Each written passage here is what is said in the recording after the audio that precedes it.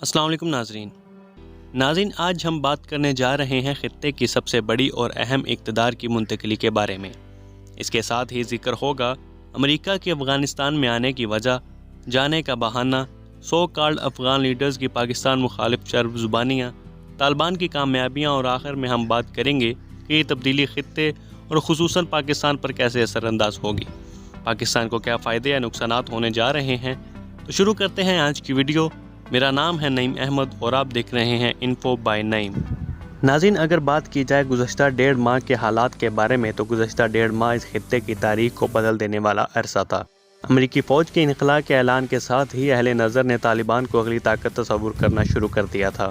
بات شروع ہوئی 2001 کے آخر میں، جب ورلڈ ٹریڈ سینٹر پر حملے کا ڈرامہ رچایا گیا اور اسامہ بن لادن، جو اس وقت چوٹی کے بزنس مین تصور کیے جاتے تھے، ان کو مورد الزام ٹھہرا کر افغانستان میں ان کی گرفتاری کے لیے فوجی آپریشن شروع کیا گیا۔ 1996 میں چونکہ طالبان اقتدار میں آئے تھے، چنانچہ 2001 میں امریکی جنگ طالبان کے خلاف تھی، جنہوں نے اسامہ کو ناکافی ثبوتوں کے باعث امریکہ کے حوالے کرنے سے انکار کر دیا تھا۔ 2001 سے 2021 تک چلنے والی جنگ کا اختتام کیسے ہوا، کیا معاہدے ہوئے، کس طرح امریکہ جوتے چھوڑ کر بھاگا، یہ ایک لمبی داستان ہے۔ ناظرین، سابق امریکی صدر ڈونلڈ ٹرمپ نے امریکی فوج کو افغانستان سے نکالنے کا فیصلہ کیا۔ وجہ یہ بتائی گئی کہ چونکہ ہمارا ہدف اسامہ بن لادن تھا اور اسامہ اب اس دنیا میں نہیں رہے، یا ان کی زبانی کہ ہم نے اسامہ کو چونکہ مار دیا ہے، لہٰذا اب افغانستان میں رہنے کا کوئی جواز نہیں۔ لیکن اگر ان کے سامنے بکاؤ میڈیا موجود نہ ہوتی تو ضرور ان سے یہ سوال کیا جاتا کہ اسامہ کو تو آپ کے دعوے کے مطابق 2 مئی 2011 کو آپ کی فوج نے قتل کر دیا تھا، تو اس کے بعد 10 سال امریکہ افغانستان میں کیا کرتا رہا؟ یا پھر امریکہ کے کوئی اور مقاصد تھے جنہیں حاصل کرنا باقی تھا، لیکن کسی صحافی کی زبان سے قفل نہ ہٹ پایا۔ دراصل امریکہ کا اصل ہدف افغانستان میں اسلامی حکومت کا خاتمہ اور اس کے ساتھ ساتھ نیولی بورن اٹامک پاور کی مغرب میں بیٹھ کر جاسوسی کرنا تھا۔ اگر آپ ملکی حالات سے تھوڑا سا بھی واقف ہیں تو آپ جانتے ہوں گے کہ امریکہ کے افغانستان میں آمد کے بعد پاکستان میں دہشت گردی کی لہر آئی، شدت پسند تنظیمیں اور ان کو سپورٹ کرنے کے لیے سیاسی جماعتیں وجود میں آئیں۔ ٹی ٹی پی اور BLA کے بارے میں تو سبھی جانتے ہوں گے۔ PTM جیسی ملک دشمن، فوج دشمن اور منصب دشمن جماعت بھی امریکی آمد کے بعد ہی وجود میں آئی۔ ادھر ہندوستان نے پاکستان کی غیر متوازن صورتحال کا فائدہ اٹھا کر بلوچستان میں اپنی بدنام زمانہ خفیہ ایجنسی راہ کے ذریعے پنجے گھاڑنے شروع کر دیے اور کئی بلوچ علیحدگی پسند تنظیمیں شروع کی۔ اب تو پوری دنیا کو یہ بات روزے روشن کی طرح عیاں ہے کہ امریکہ کا افغانستان میں آنے کا اصل مقصد اسامہ نہیں تھا۔ خیر، بات کرتے ہیں افغانستان کی، جہاں 20 سال بعد طالبان اب دوبارہ طاقت میں آ چکے ہیں، لیکن اس بار طالبان گزشتہ دور سے کافی مختلف نظر آئے اور یہی فرق ان کی تیز تر کامیابی کا باعث بنا۔ اگر طالبان کے گزشتہ دور کی بات کی جائے تو طالبان ایک خالص پشتون گروہ تھا، جس نے 1996 میں ملا عمر کی قیادت میں 1989 سے جاری خانہ جنگی کا خاتمہ کر کے کابل میں اپنی اسلامی حکومت کی بنیاد رکھی۔ چونکہ ملا عمر نے افغانستان کے دوسرے جہادی گروہوں کا ساتھ ملائے بغیر حکومت قائم کی تھی، لہذا شمالی اتحاد کے علاقوں میں طالبان کو زبردست مزاحمت کا سامنا تھا۔ مثال کے طور پر قندوز اور اس کے ارد گرد کے علاقے طالبان اپنے 5 سالہ اقتدار میں بھی حاصل نہ کر سکے تھے۔ طالبان کی حکومت 20 صوبوں میں قائم ہوئی اور باقی 14 صوبوں میں مختلف گروہوں کی حکومت رہی، لیکن اس بار طالبان نے پالیسی کو قدرے بدلا۔ اس وقت طالبان کی تنظیم 60% پشتون ہیں، تو باقی حصہ تاجک، ازبک اور شیعہ ہزارہ کے لوگوں پر مشتمل ہے۔ طالبان نے اپنی پالیسی میں تبدیلی اس وجہ سے کی تاکہ امریکہ اور امریکہ کے آشیرواد تلے افغان حکومت کو ٹف ٹائم دیا جا سکے اور وہ اس میں کامیاب بھی رہے۔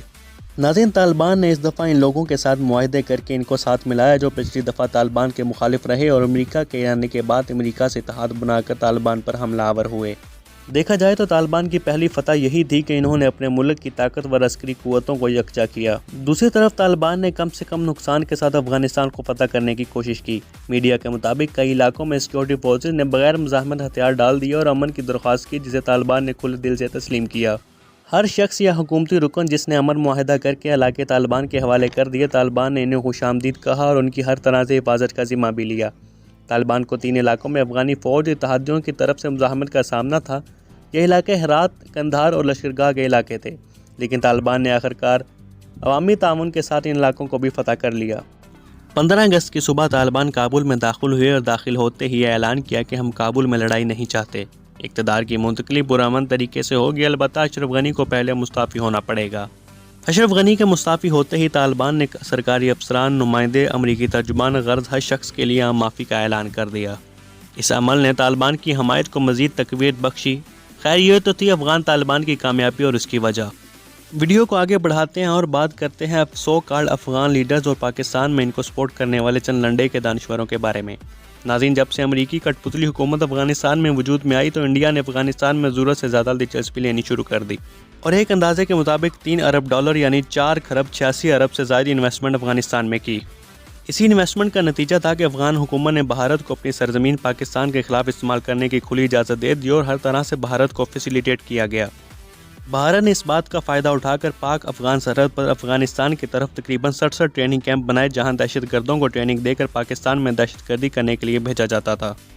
بجائے اس کے کہ افغان حکومت اپنے گریبان میں جھانکتی، انہوں نے پاکستان پر دہشت گردی کو سپورٹ کرنے کے الزام لگانا شروع کر دیے۔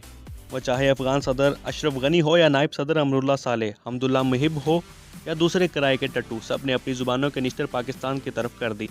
جیسا کہ یہ سب بھارتی ایما پر ہو رہا تھا، اس لیے بھارت کو ایسی خبریں اپنی میڈیا پر چلانے میں بہت مزہ آ رہا تھا۔ پاکستان کی طرف سے تمام تر الزامات مسترد کر دیے گئے، الٹا افغان بھارت گٹھ جوڑ کے متعلق تمام تر ثبوت دنیا کے سامنے پیش کیے گئے۔ جب افغان حکومت کو طالبان کے مقابلے میں اپنی شکست واضح نظر آنا شروع ہو گئی تو پاکستان پر یہ الزام بھی لگا دیا کہ طالبان کے پیچھے پاکستان کا ہاتھ ہے۔ اگرچہ پاکستان نے اس الزام کو بھی مسترد کیا، لیکن افغان حکومت نے ڈھیٹ پن کا مظاہرہ کرتے ہوئے پاکستان پر الزام لگانا جاری رکھا۔ وہ پاکستان کی ماضی میں ہوئی غلطیوں کو دوبارہ سے ہائی لائٹ کر کے پاکستان کو ٹاؤنٹ کرتے رہے۔ ایسے ہی ایک واقعے میں نائب صدر امراللہ صالح نے اپنے ٹویٹ میں پاک فوج کی 1971 کی ایک تصویر شیئر کی اور لکھا کہ ہماری فوج پر کبھی ایسا وقت نہیں آئے گا اور نہ ہی ہم آنے دیں گے۔ لیکن خدا کا کرنا ایسا ہوا کہ ٹویٹ کے تقریباً 10 دن بعد افغان فوج نے طالبان کے سامنے ہتھیار ڈال دیے اور افغانستان ایک دفعہ پھر امریکی تسلط اور کرائے کے ٹٹوؤں سے آزاد ہوا۔ تو بڑھتے ہیں اپنی ویڈیو کے آخری حصے کی طرف کہ خطے اور خصوصاً پاکستان پر طالبان کی حکومت کیسے اثر انداز ہوگی۔ تو ناظرین، طالبان کی حکومت زیادہ تر پہلوؤں سے پاکستان کے فائدے میں ہے۔ وہ ایسے کہ طالبان کی حکومت کی وجہ سے خطے سے مغربی اجارہ داری ختم ہوئی، بھارت کا افغانستان میں بڑھتا ہوا اثر رسوخ بھی اپنے اختتام کو پہنچا۔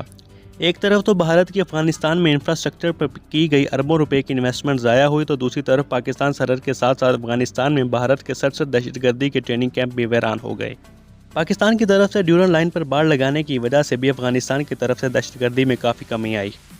افغان طالبان کے ساتھ پاکستان کے اچھے تعلقات ہیں، لہذا افغان طالبان نے اس امر کی یقین دہانی کروائی ہے کہ افغان سرزمین مستقبل میں پاکستان کے خلاف یا خطے کے کسی بھی دوسرے ملک کے خلاف استعمال نہیں ہونے دیں گے۔ افغان بارڈر پر پاکستان کی تقریباً 2 لاکھ فوجی جوان تعینات ہیں، جن میں آرمی، ایف سی اور دوسرے اداروں کے جوان شامل ہیں۔ بارڈر پر ہر وقت ایکٹیو رہنے کی وجہ سے بجٹ کا کافی حصہ یہاں خرچ ہو جاتا ہے۔ اس کے ساتھ ساتھ دوسری سرحدوں پر جوانوں کی تعداد بھی کم تھی۔ افغانستان میں امن آنے کے بعد پاکستان اپنی نفری افغان بارڈر پر کم کر کے اسے اپنی مشرقی بارڈر پر لگا سکتا ہے، اور یہی وہ نقطہ ہے جس نے بھارت کی نیندیں اڑا رکھی ہیں۔ بھارت نے اسی وجہ سے افغان حکومت کو مستحکم کرنے اور امریکہ کو افغانستان میں روکنے کے لیے ایڑی چوٹی کا زور لگایا، لیکن دل کے ارمان آنسوؤں میں بہہ گئے۔ دوسری طرف افغانستان میں امن قائم ہوتا ہے تو 40 لاکھ سے زائد افغان مہاجرین جو پاکستان میں موجود ہیں، ان کی واپسی کا رستہ ہموار ہوگا اور پاکستان کی معیشت پر سے تھوڑا پریشر کم ہوگا۔ اس کے ساتھ ساتھ افغان سرحد پر پاکستان اور افغان سائڈ پر موجود تاجروں کے لیے بنائے گئے کاروباری بازار دوبارہ ایکٹیو ہوں گے، تو دونوں طرف تجارت کے باعث سرمایہ گردش میں آئے گا اور دونوں طرف سرحد پر موجود لوگ خوشحال ہوں گے۔ اس کے ساتھ ہی اختتام ہوتا ہے ہماری آج کی ویڈیو کا۔ ویڈیو اگر پسند آئی تو لائک، شیئر اور سبسکرائب ضرور کیجیے گا۔ ملتے ہیں اگلی ویڈیو میں، تب تک کے لیے اللہ حافظ۔